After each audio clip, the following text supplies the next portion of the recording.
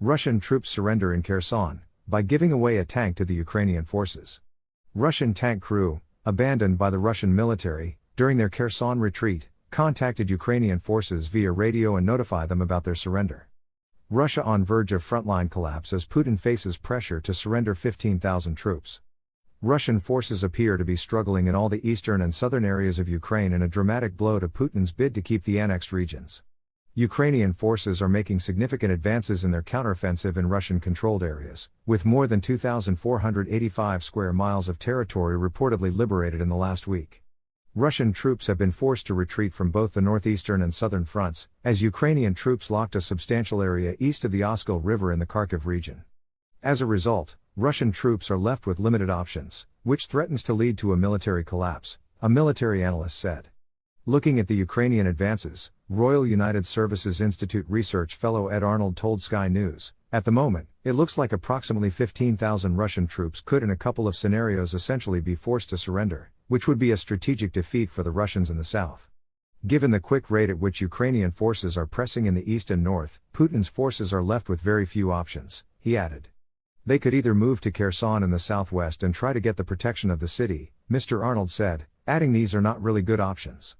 There's already been 8 towns liberated in the last 24 to 48 hours, the rate is very quick.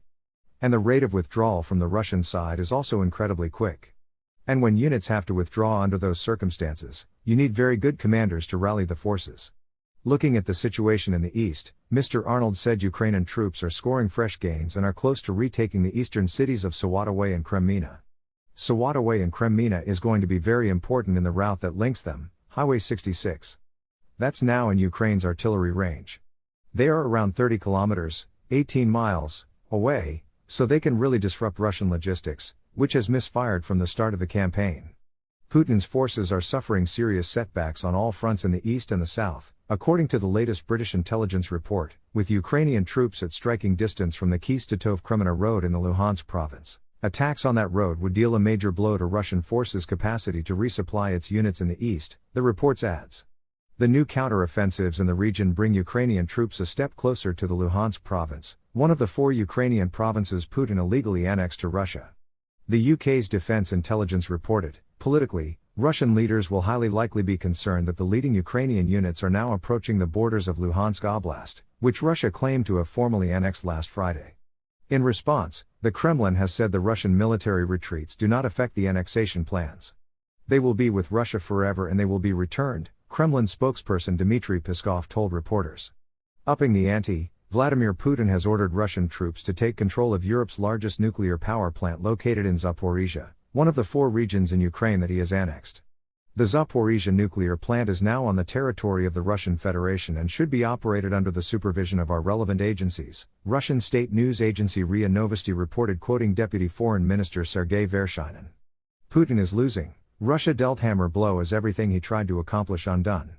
Professor Scott Lucas explained how Putin's gains had been completely undone in the past few weeks as Ukrainian forces continue to advance and claim back their territory. The University of Birmingham academic claimed that Vladimir Putin is losing his battle in Ukraine as the losses suffered by Russia in recent weeks are extremely significant. Professor Lucas explained how significant it was that Ukrainian forces had managed to seize back key areas of their land which were previously under Russian control in recent weeks. The academic claimed that Ukrainian forces were now in a good position to seize back Crimea, which had been illegally annexed by Putin in 2014. Professor Lucas warned that Putin underestimated the support from the West to Ukraine and thought he could isolate the country from the international community. He told GB News, "Vladimir Putin is losing, that is how significant this is." 7 months after the Russian invasion, what Ukraine has done in just a matter of weeks and the past month is they've regained much of the territory that Russia took during the invasion. That includes the northeast, the Kharkiv region. It includes parts of what we call Donetsk and Luhansk, which is in the east, and the big breakthrough on Monday was an advance of about 20 miles against the Russians in the south in Kherson, Professor Lucas added. But secondly, Ukraine is now on the verge of being able to move into territory that the Russians have controlled since 2014 through their proxies. That includes what we call the Donbas region in the east, and it includes Crimea, this big peninsula that Putin just seized, that he just annexed without really a fight back from anyone 8 years ago. So Putin, who made this big gamble, well, he gambled on 2 points. James cleverly raised them. First, he said, if I go in quickly I can take Kyiv and I can get rid of Volodymyr Zelensky and his government. I can occupy within days, weeks. Failure. Secondly, I can split off Ukraine from the international community and isolate it. People won't risk the cost of supporting it politically, economically, militarily. Failure. Does he go for a third failure? By annexing these territories and calling them Russian, well, that is exactly what he did last Friday, and within days that is coming undone. Putin has faced a number of losses as Ukraine has managed to successfully regain significant regions of its land.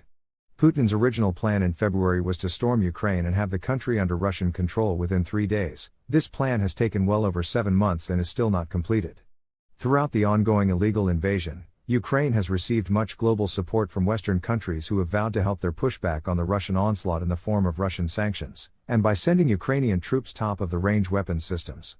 Atlantic Council think tank's Alp Savimlisoy told Mail Online a similar theory as Professor Lucas. I can't see a future for Putin if he loses the war. How do you go back to your people after this? He added, the Ukrainians have the momentum, they are winning.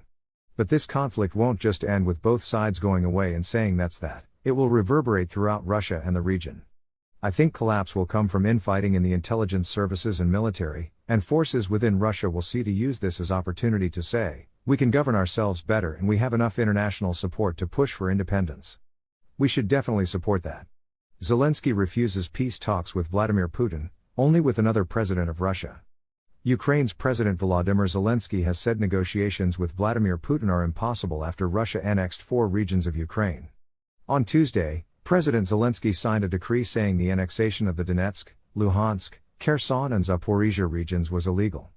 Last week, Vladimir Putin said the areas had rejoined the historic motherland after the regions, which are currently under military occupation by Russia, voted in a referendum if they should rejoin the country. The decree President Zelensky signed formalized the comments he made on Friday when the Ukraine leader said he would not sit down for peace talks with Russian President Vladimir Putin. President Zelensky said, he does not know what dignity and honesty are. Therefore, we are ready for a dialogue with Russia, but with another president of Russia. Dmitry Peskov, the spokesman for President Putin, told journalists that Russia would not end its special military operation if peace negotiations were ruled out, and added it takes 2 sides to negotiate. Mr. Peskov continued, we will wait for the incumbent president to change his position or wait for a future Ukrainian president who would revise his stand in the interests of the Ukrainian people. President Putin, who celebrates his 70th birthday this week, could run for 2 more terms under the constitutional reforms he put in place, and could remain as Russia's leader until 2036. Despite the Russian president's confidence, Ukraine has said it is making rapid and powerful gains and retaking territory from Russia this week, and they have liberated dozens of villages in the east and south. The latest battlefield maps from the Kherson region in Ukraine show that Russian military forces have left many areas in the region. Maps in the eastern Kharkiv region also seem to indicate the Russian army has almost completely abandoned the eastern bank of the Oskil River, which could give the Ukrainian military an advantage to stop key Russian transportation and supply routes. Ilya Ponomarenko, a journalist for the Kyiv Independent, said on Twitter, "Good Lord, Russian front is apparently collapsing in the south.